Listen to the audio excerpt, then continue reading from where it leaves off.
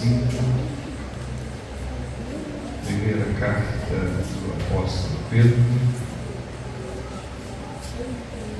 no capítulo 5, são 4 versículos. Eu quero meditar junto com os irmãos. Quem achou, diga amém. Glória a Deus. Está escrito assim: aos presbíteros que estão entre vós, admoesto eu, que também sou presbítero com eles, e testemunha das aflições de Cristo, e participante da glória que se há de revelar.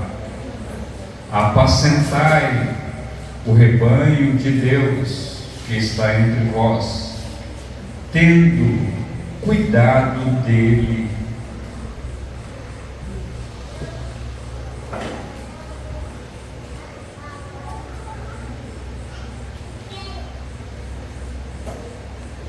Não por força, mas voluntariamente, nem por dor e ganância, mas de ânimo próprio, nem como tendo domínio sobre a herança de Deus, mas servindo de exemplo ao rebanho. Amém? Pode sentar. Me perdoe aqui a emoção, mas se um dia eu perder essa sensibilidade com a palavra de Deus, pode me levar para o sepulcro, porque estarei morto. A palavra de Deus ainda é dentro de mim um rio que jorra continuamente. Como disse o apóstolo Paulo, um miserável pecador, o pior dos homens. Se Paulo falou essa frase, é porque ele conhece o nosso corpo e a nossa mente. E o Espírito Santo de Deus, conhecendo e sabendo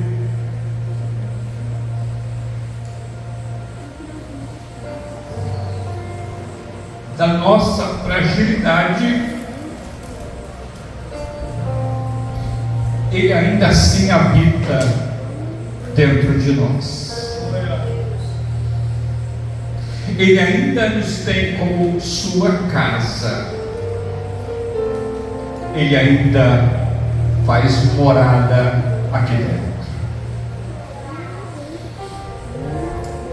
E a graça de Deus é tudo que nos basta.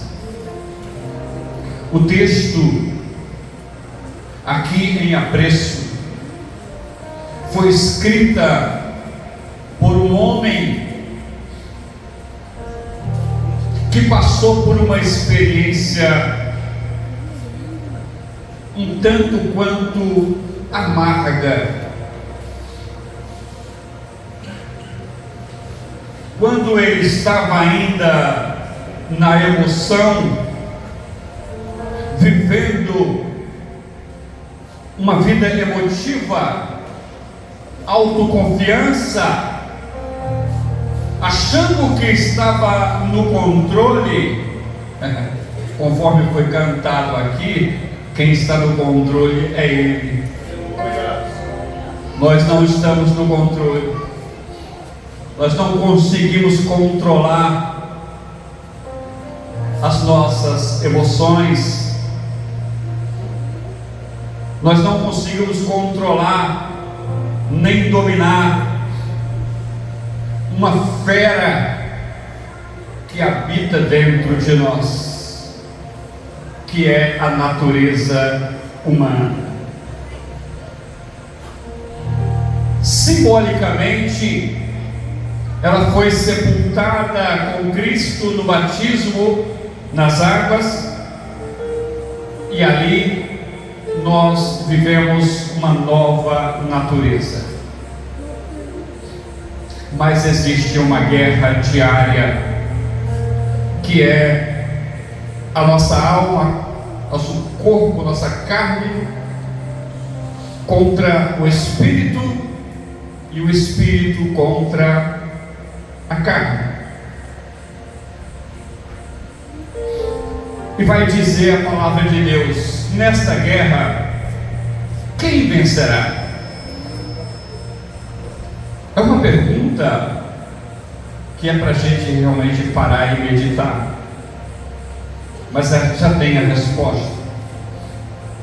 Vence aquele que está mais alimentado. Se eu alimentar mais o meu espírito, ele é dominante. Se eu alimentar mais a minha carne, ela é dominante. Então a escolha de quem vai dominar é minha e a sua. Pedro é aquele que no auge da emoção, ele vai responder para Jesus após uma afirmação: que vocês vão me abandonar.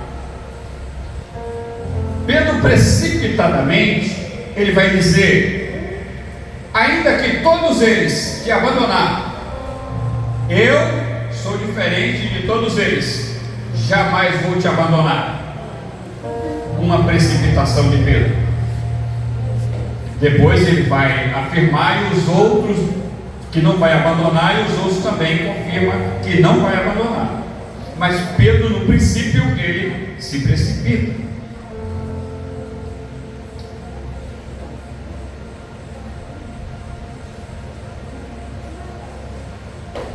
As horas passam, Jesus é preso, está frio, Pedro vai se aquentar numa fogueira, alguém identifica ele,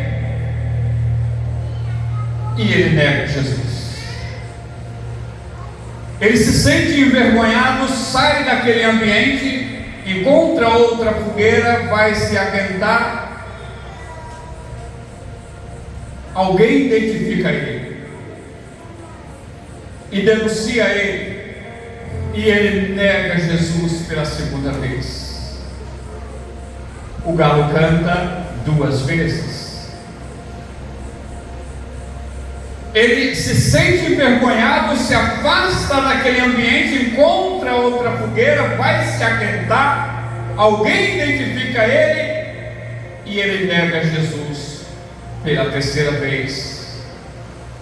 Antes que o galo cante 3 vezes, antes que o galo cante 2 vezes, 3 vezes tu me negarás.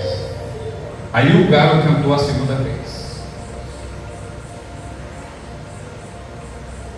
O tempo passa, Jesus é crucificado, ele cumpre o propósito, morto e sepultado, ressurreto ao terceiro dia. Aparece para muitos, mas os discípulos estão ansiosos, estão temerosos. Para distrair a cabeça, eles dizem: vou pescar. Os outros também vão. E a pescaria foi uma frustração. Eles voltam sem pegar nada. Quando chega a 200 côvados, eles escutam uma voz, cerca de 90 metros da praia.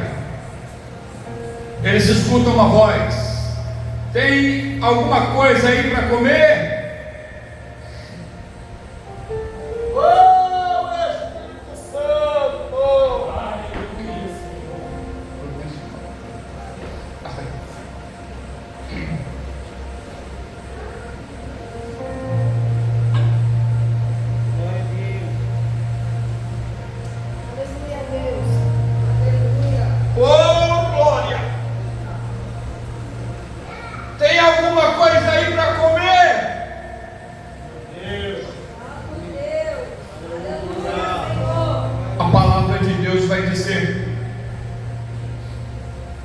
aquele que Jesus amava vai dizer: é o mestre.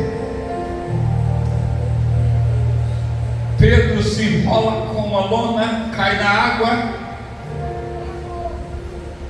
e fica envergonhado. Não pegaram nada.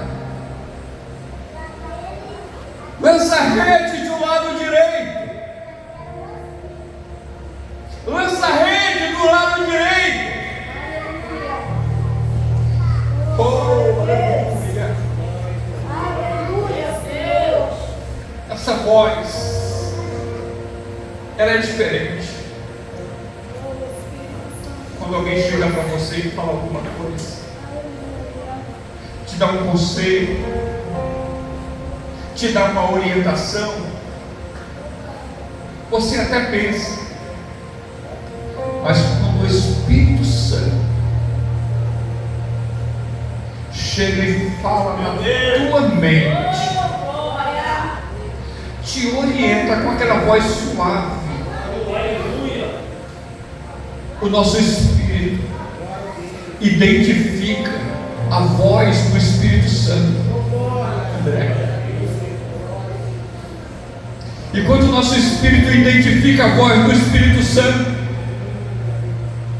é como se uma criança estivesse perdida, apavorada, em pânico, e ele escuta a voz da mamãe: filho! Ele corre e abraça a sua mãe. Que alegria que ele sente, que prazer que ele sente de ter sido achado pela sua mãe. Assim é o nosso espírito quando nós ouvimos a voz do Mestre. Eles lançam a rede,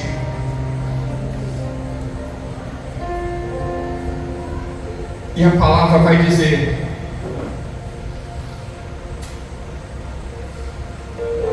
que eles pegaram tantos peixes que eles tiveram que vir arrastando a rede.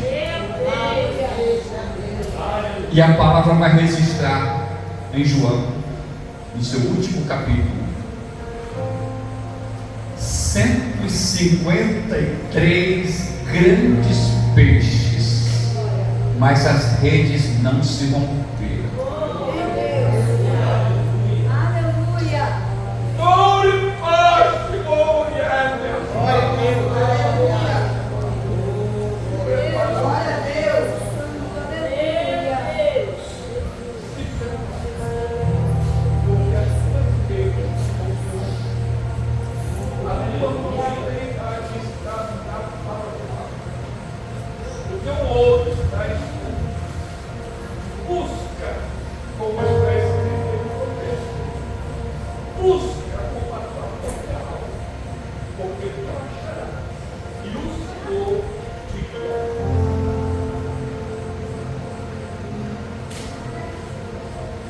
Jesus pede a Pedro: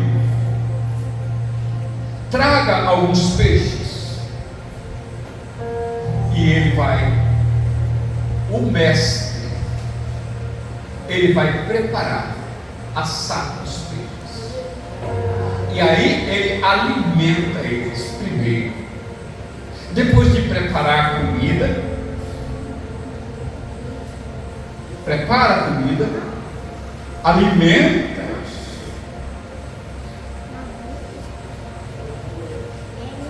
Aí o Senhor vai fazer a Pedro, em contra-resposta das 3 negações, ele vai fazer 3 perguntas para Pedro, que negou Jesus 3 vezes. Pedro, tu me ama? Na primeira vez, Jesus vai dizer que vocês vão me abandonar. Pedro respondeu que todos vão, mas eu não. Ou seja, Jesus está errado.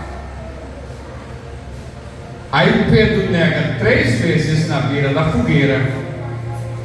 Aí Jesus já está com a fogueira pronta.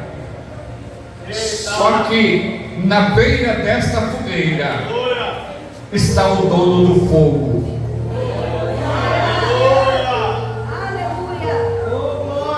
Aqui você não precisa me negar, Pedro.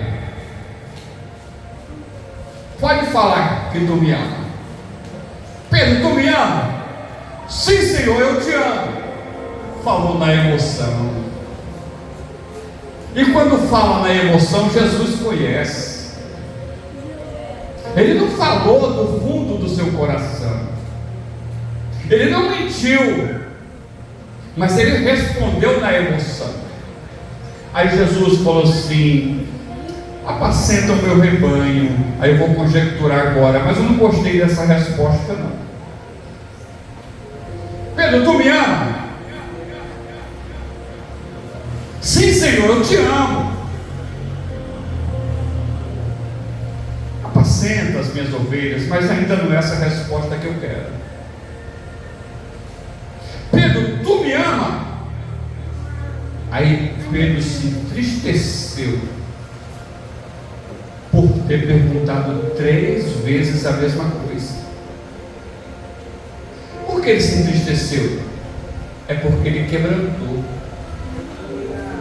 E a nossa resposta para com o Senhor Jesus é com o coração quebrantado. Não é da emoção, é do quebrantamento.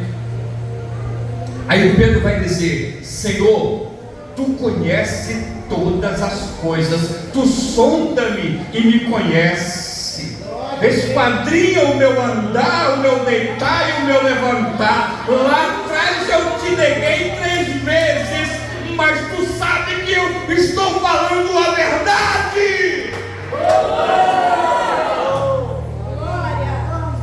Oração sincera, sem uma alegria forçada. Oração sincera. Aí Jesus vai dizer: apacenta o meu rebanho. Aí aqui nesse texto,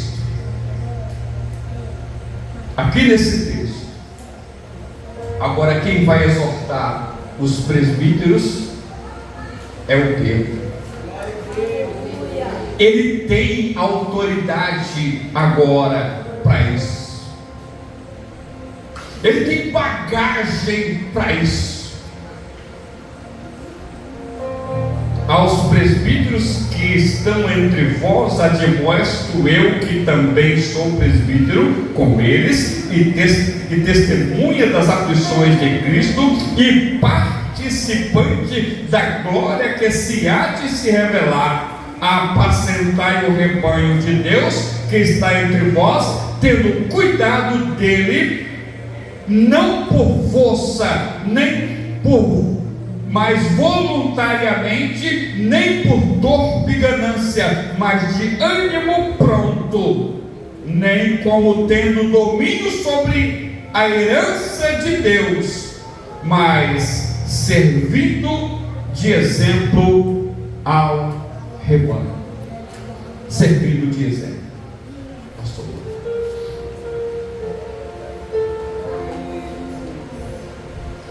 Pedro era meio precipitado. Ele, quando Jesus foi lavar os pés dele, ele disse: de forma alguma, mas que meu mestre, meu superior, meu tudo, vai lavar os meus pés.